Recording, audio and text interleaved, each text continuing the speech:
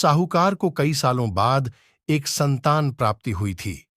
साहूकार ने अपने इस खुशी को मनाने के लिए अपने घर पर एक बहुत बड़ा कार्यक्रम रखा, जिसमें उसने आसपास के गांव के सभी श्रीमंत लोगों को और सिर्फ ऐसे रिश्तेदारों को जो पैसे वाले थे बुलाया था।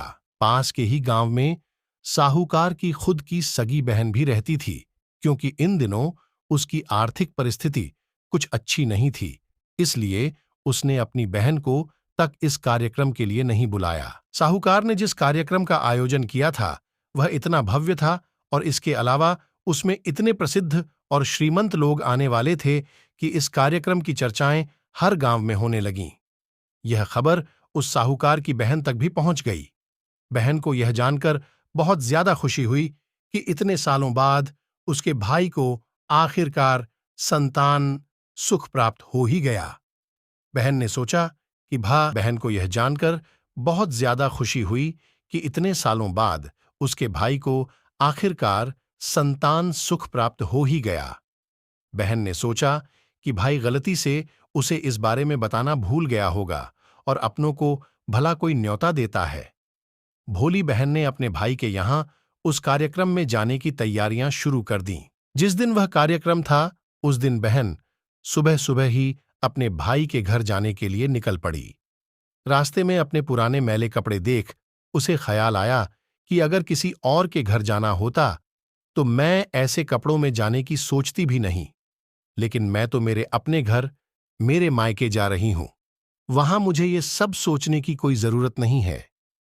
जैसे ही वह अपने मायके पहुंची, वहां का भव्य आयोजन देखकर वह बहुत खुश हो गई और उसे अपने भाई पर बहुत गर्व हुआ। वहां पर वह जल्दी से जल्दी अपने भाई को मिलकर उसकी खुशी में शामिल होना चाहती थी।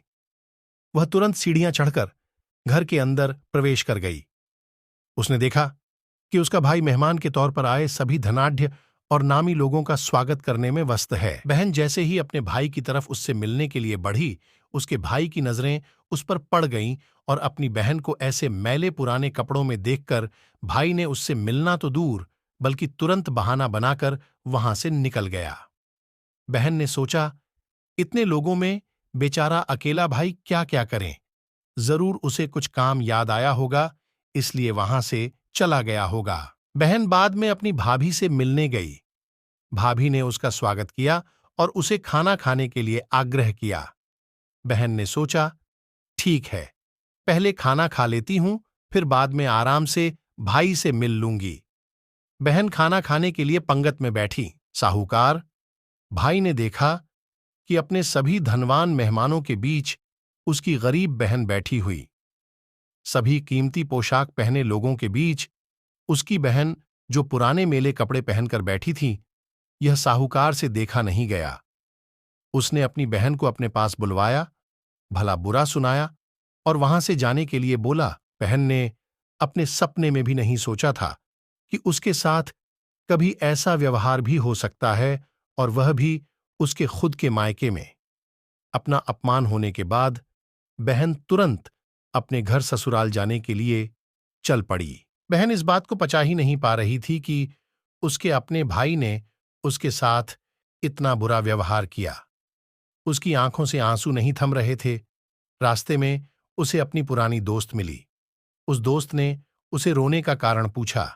हालांकि बहन उसे कुछ भी नहीं बताना चाहती थी, लेकिन दोस्त के बार बार पूछने पर उसने उसके साथ हुई सारी घटना उसे बता दी। उसकी दोस्त एक समझदार महिला थी और काफी प्रैक्टिकल सोचने वाली थी। उसने कहा, अगर तुम मेरी बात मानो तो एक दिन तुम्हारा भाई खुद तुम्हें अपने यहां बुलाएगा और तुमसे माफी मांगेगा। बहन ने उसे कहा कि मैं तुम्हारी हर बात मानूंगी, बताओ मुझे क्या करना होगा। दोस्त ने कहा कि तुम इस अपमान को, इस दुख को एक दिशा दे दो और कोई गृह उद्योग शुरू कर दो। बहन ने उसे कहा कि मैं तुम्हारी हर बात मानूंगी, बताओ मुझे क्या करना होगा। दोस्त ने कहा कि तुम इस अपमान को, इस दुख को एक दिशा दे दो और कोई गृह उद्योग शुरू कर दो। उसमें इतनी मेहनत करो कि उस काम में तुमसे अच्छा कोई भी ना हो। दोस्तों, पूरी कहानी सुनाने के लिए धन्यवाद।